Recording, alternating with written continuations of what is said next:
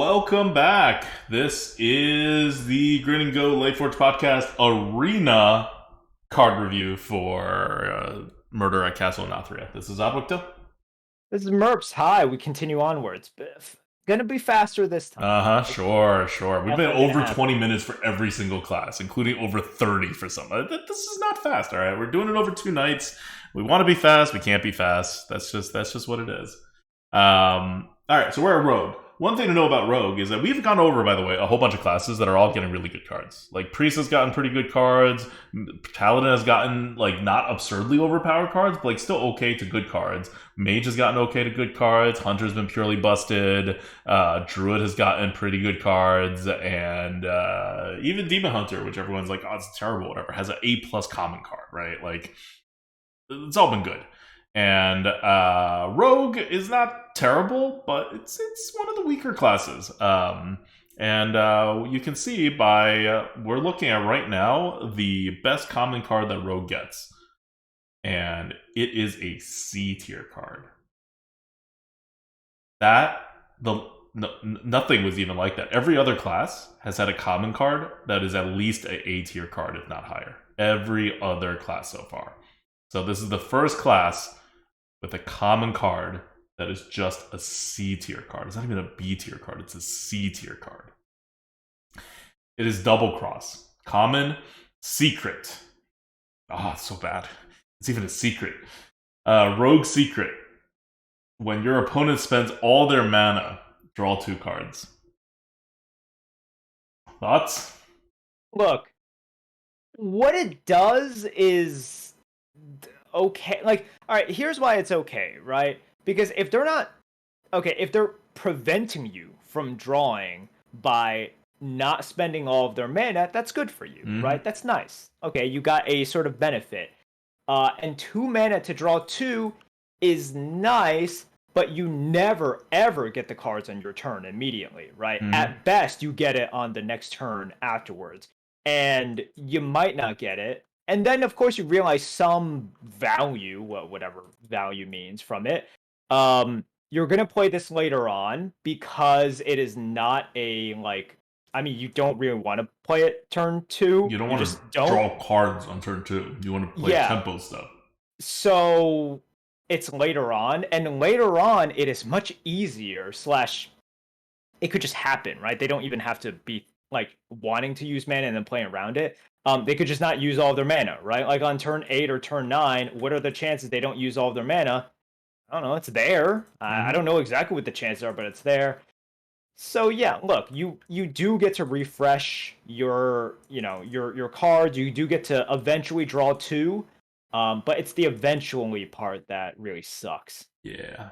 One thing going for this card is that it is a secret, and there are other secrets, and your opponent won't know that it is a double cross. In fact, it is probably a very hard to test secret, right? And by the time you test it, it's over.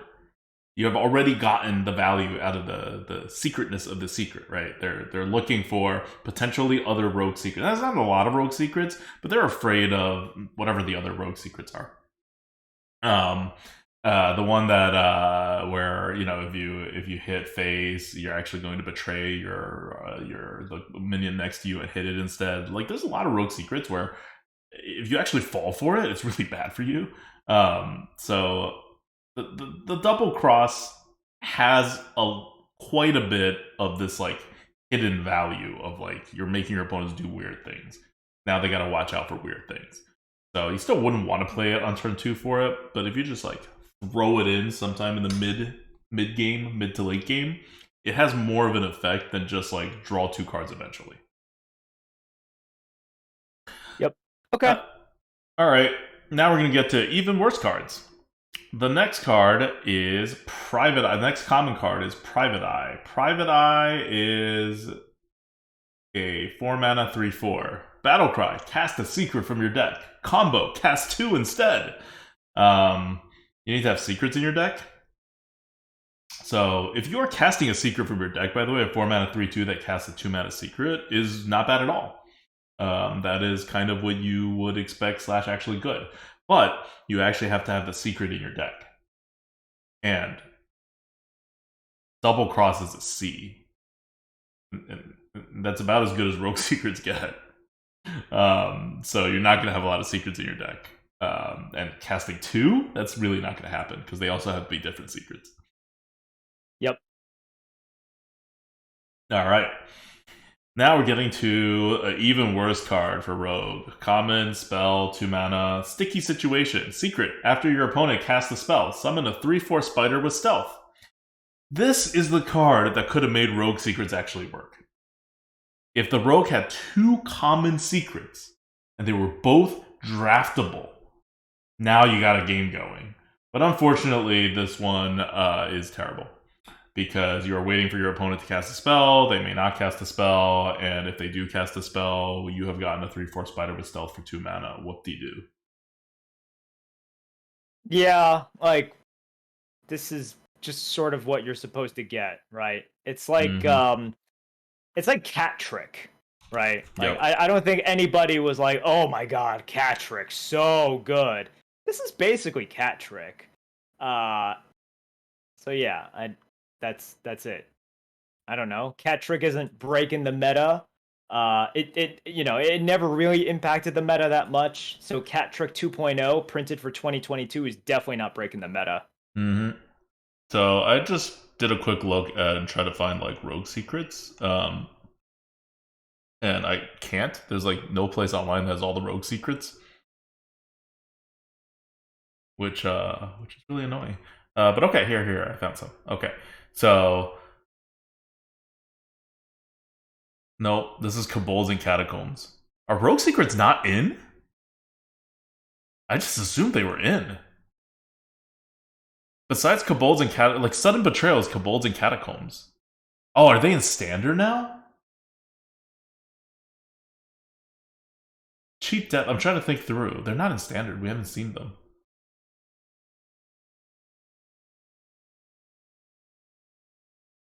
Actually, are the Rogue Secrets not in? That would make all the secrets like significantly worse, because how secrets are is they get better the more options you have, right? People are saying Shenanigans will be in. Oh, Shenanigans will be in. What set is Shenanigans in? Shenanigans, Shadow Clone, and Plagiarize are in. Oh, okay. So Plagiarize is good, right? Yeah. That's a pickable secret. Shadow Clone. I forget what the hell Shadow Clone does. But that probably means it's not good. After a minion attacks your hero, summon a copy of it with stealth. Yep. That's not pickable. And the last one is Shenanigans.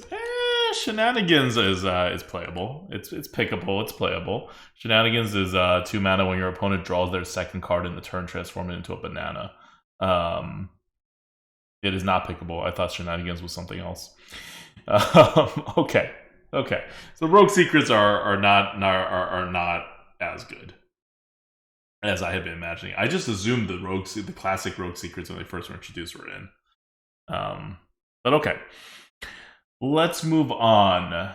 We are doing rare cards now. Rare cards. Let's start with Door of Shadows. Door of Shadows. 1 mana shadow spell. Draw a spell. Infuse 2. Add a temporary copy of it to your hand. So this one is an A tier card. It's rare, you won't see it anywhere near as often as a common, but it is good. It is 1 mana, draw 2 cards, and they are spells. And they are in your deck, so they are good. And rogues tend to have like smaller spells. They just tend to have smaller spells. If you have a deck tracker, you can go in and look to see exactly what you're likely going to draw. So once you infuse it, and all you need to do is infuse 2, super easy. Once you do that, you look at your deck tracker, you kind of know what you're going to get. You kind of know what you like, and as long as you can play it, you have, done 1 mana, draw 2, and it's 2 spells, so that's really good. That's why it's A. It's just super duper solid. Yep. All right. Next up, we have the location for Rogue. The location for Rogue is Sinstone Graveyard. 2 mana, 2 charges. Summon a 1/1 stealth ghost. that has +1/+1 for each other card you played this turn. So it only has 2 charges. A lot of locations have 3 charges. This one only has 2. And it is a A-tier card. A-tier card. I see people in chat saying this is trash, but this is actually an insanely good card. This is a premium class card. This one. You had to talk me into this. This is one that everybody's missing.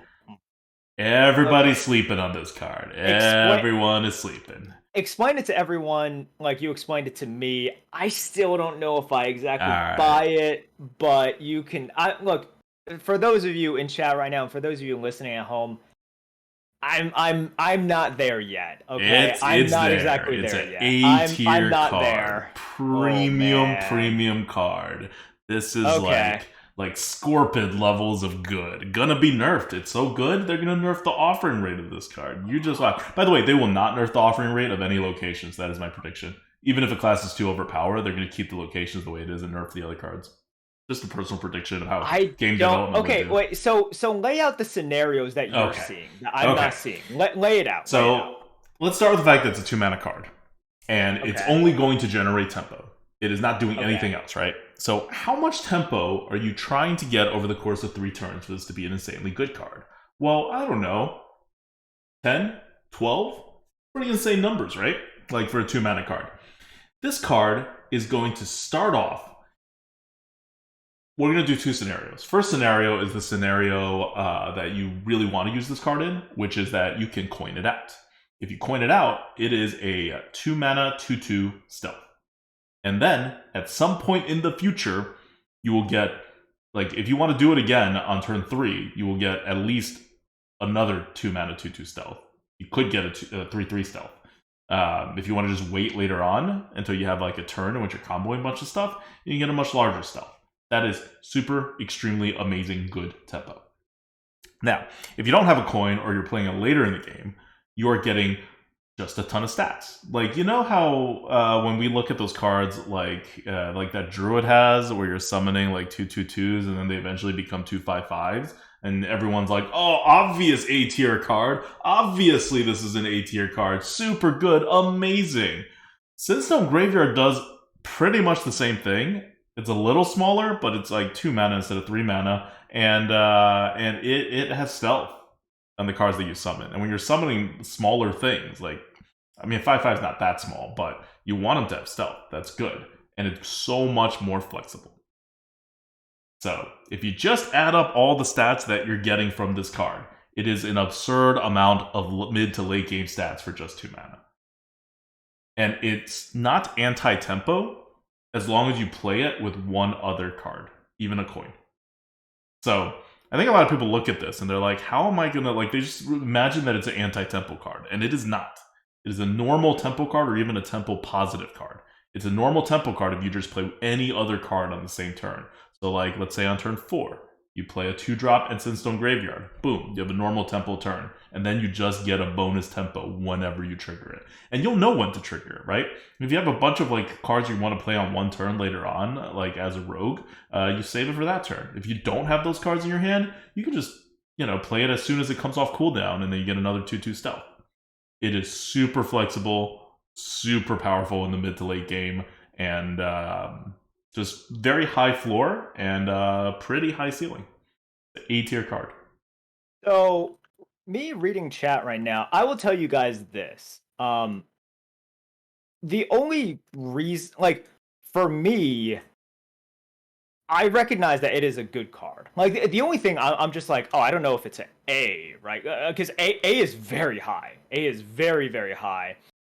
But I see some comments right now, and some people are just like, wait, it's just going to be double 2/2s. You are 100% wrong there. But even if it is, it's so good. It's double 2/2 stealth for 2 mana. What? I mean, even if it is, but... Like on curve, that's when it becomes 2/2s. Yeah, on curve, it like that's kind of the only time in which it is just... But then on curve... Early on, 2 mana for double 2/2 stealth is extraordinarily good, right? That's really, really good. And then later on, I don't know what meta you guys are playing if you actually think you're just going to play one card thing a turn. And And you remember, don't run you get to out as pick well. the turn. You get to pick which turn you trigger this Like, on.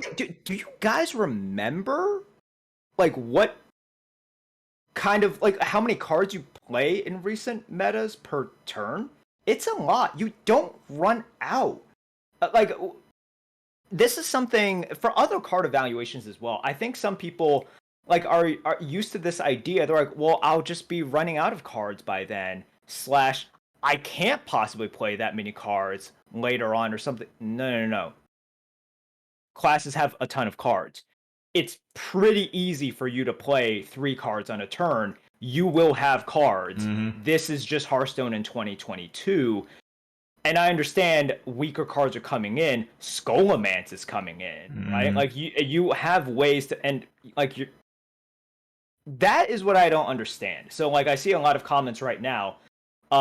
If you're talking about later on in the game, in which you want extra stats, you will 100% get them, because I would assume that everybody would know by now that you are able to play a ton of cards. Not a ton, but like, you want to play 3 cards in one turn? Yeah, that's just a late game turn now. Yep. 4/4 stealth in the late game. Twice. Yeah. Or I guess 1/3/3 and 1/4/4, because this is one of the cards you play. And being a on-curve play on turn 4, on-curve play on turn 2 if you have the coin, possibly on-curve play on turn 3 if you have a 1-mana card. It's the extreme flexibility of it, I think, is extremely, extremely, extremely underrated. It is the opposite of Ysera. Like, Ysera kills you and you don't know how, and then when it does win you the game, you're like, oh, of course Ysera is so good. This keeps you in the game and you don't realize it. You're not going to look at that like 3/3, 4/4 stealth in the late game and be like, oh my god, did I really only pay 2 mana for this and it was free because I already got 2 mana's worth of value from it when I initially played the 2 mana? You don't really think like that, because the 3/3 stealth or 4/4 stealth is not openly, obviously going to win you the game, but it does enough times for this 2 mana card that is otherwise never, ever, ever hurting you. Ever. It is so flexible that it will always be at least okay on the turn that it is played in your hand. And then you just get a bonus. Like a bonus free 3/3, 4/4 stealth, even if you just have like not a synergistic deck. Yep. Chad is asking, will it stay on board after board clear? Yes, locations do not get removed by board clears. You can only remove them with that location hate card. Yeah. I forgot what its name was, but yeah, there is a location hate card. So it's just like with weapons, you need weapon hate. Mm-hmm. You need a ooze or something, right? In order to destroy it. Same thing with this. You need a location destroyer card. All right. So, I mean, it's a rare card. You're not going to see it like super often, and I think, but just do not sleep on this card. This is an A tier card. This is your premium rogue card. And if you're rogue, you don't got a lot of premium cards in this set, or in the sets that are coming back, to be honest. So this is kind of what you get. Like, this is not a rogue-friendly meta or a rogue-friendly sets that are coming in. Rogue is going to be weak. So you're not going to like see this card. But if you do happen to want to play rogue, and this card's the way to go. Yeah. So this is one that like I got talked into. But it was never sort of like, oh man, I think this is a bad card. It's just like, how good is it? Mm-hmm. Because A is pretty very elite. Good. Yeah, it is pretty elite like territory here. But I think it is easy for someone to look at it and just be like, oh, not enough value. It's not good at all. No, it is a good card. The only question is how good. How good is it? Yeah, someone said they'll pick Blood in the Water over it. Blood in the Water is not in the meta. I think. I'm pretty sure Blood in the Water is not in the meta. You don't got options. You're going to pick this card. If you think this card's good at all, you're going to pick this card. Rogue is bad. Rogue is going to be bad. And someone else was like comparing it to a Walpaw Cavern and was like, but Caverns is so much better than this. Yes, Cavern's an S tier card. This is not an S tier card. There's a big gap between A and S tier cards. S tier cards are broken and we want them banned. A tier cards are totally great and should be premium class cards. Like, this is not like a thin line. This is like a very wide margin between where Walpole Cavern is and where Sinstone Graveyard is. Okay. Next one, the last rare card we have is Serrated Bone Spike. It's a 2-mana spell, deal 3 damage to a minion. If it dies, your next card this turn costs 2 less. It is a C tier card. It 2 mana, deal 3 damage is fine. 2 mana, deal 0 mana, deal 3 damage is really good, but it's situational, and then you have to have another card to play, and the mana has to match up. And you got to play it this turn. So it is it's good fuel for your Sinstone Graveyard, but otherwise, 2 mana, deal 3 damage is. I think right now, if you just had a card that was 2 mana, deal 3 damage to a minion, it would be a D tier card, maybe a D plus tier card. It's yeah, it can't go face, right? Yeah, it can't go face. So it's no, it would be like rough. It would be like a D plus, right? Yeah, something like that. Yeah, this one's a C. I think people think that you're going to be able to use that you're going to be able to use the mana all the time, and you're oftentimes it's going to be awkward. Like, you're going to be able to use one of the mana, or you're just not going to have enough plays to make it, or that the mana is coming in at like turn 8 and above, where the extra 2 mana really doesn't matter that much. But it's good. This is just, it's very different, right? Like, it's very different than the 0 mana Demon Hunter card that makes you discard a card that also gives you 3 damage. That one is very positive tempo. This one is situational positive tempo, and that matters a lot. cool. Cool. Next up is the epic cards. Ghastly Gravedigger is your first epic card. It's a 3 mana 4/3. On curve minion, Battlecry. If you control a secret, choose a card in your opponent's hand to shuffle into their deck. The ability is super duper good. You will not have that many secrets. That's the only problem with it. But if you do, wow. Super duper good. Also, this is like an epic card as well, so you really gotta get like the stars to align here. Mm-hmm. Next epic card is Kidnap. Not Kidnapper, but Kidnap. 2 mana. Secret. After your opponent plays a minion, stuff it in a 0/4 sack. So it's removal, but it's not removing that much, and it's still 0/4 sack. It's not actually removing it. It's going to come back for free at some point. Yeah, it's pretty bad, man. Oh, it goes back into their hand? What? Oh. Oh, I didn't know. I did not know that. See, this is when they come with the simplified like phrasing. It really screws things up, because you would never know a kidnapper's sack goes back into their hand. I thought it went back onto the board. Yeah, both of us thought that. Yeah. Okay. Well, then this is better. Returning to your hand is better. Okay. See, we need like Cora to confirm this stuff. Ah. Well, no, it's here. It literally says the kidnapper sack on Cora. I'm not reading. What? Okay, anyways. so this one is not a D tier card. It's obviously much better then. It's obviously much better then. Yeah. Okay, yeah, I thought it just popped up onto the board again, which would make it trash, right? Yes. Which is, yeah.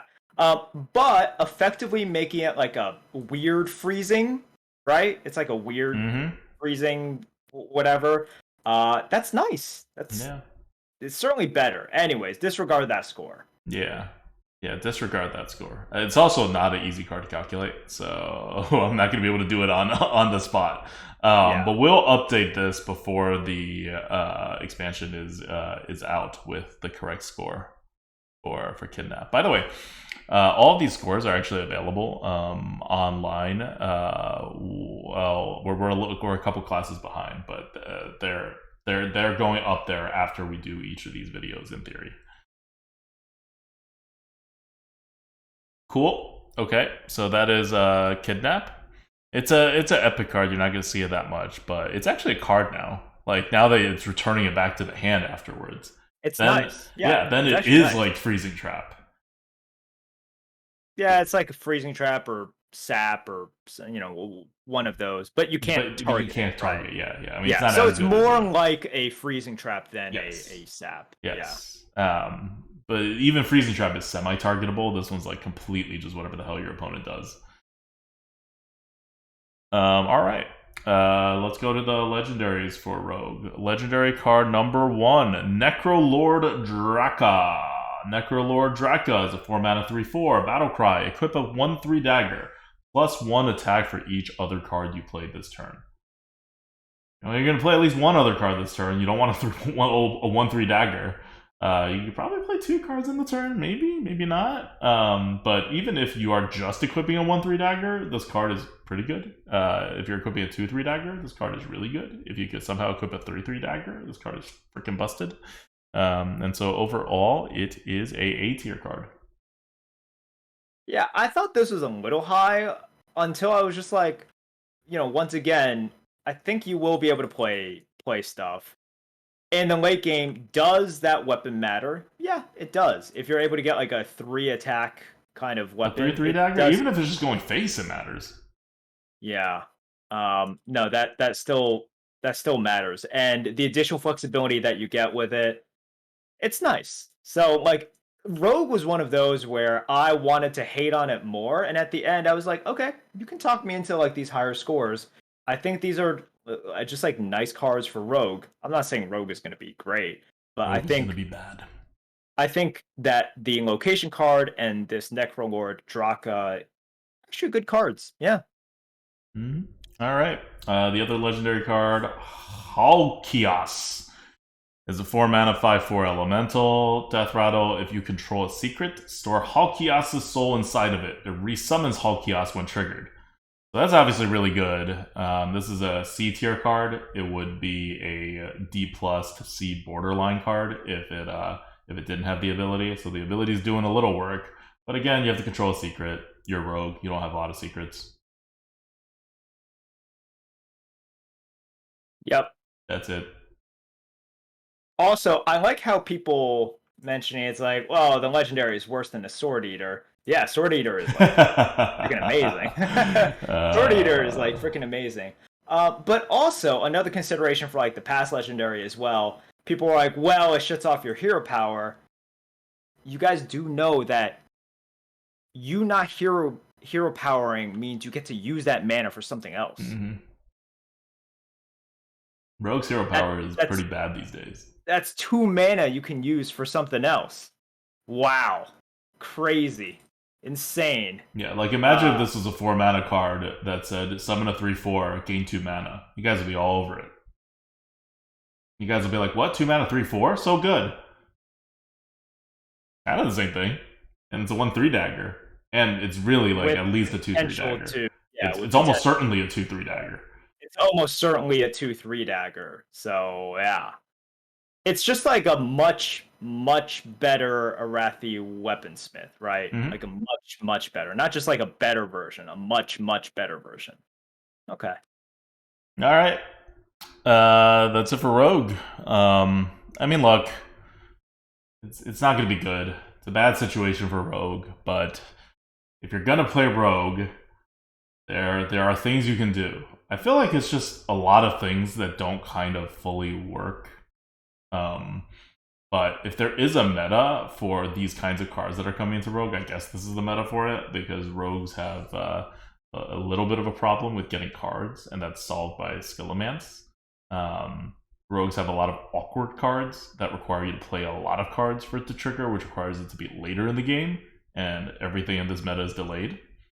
So the meta is going to work in the Rogue's favor, but there's just not enough power in these sets to really make Rogue anything but a bad class before the adjustments. All right.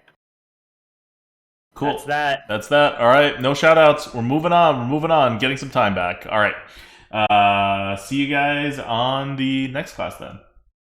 Bye.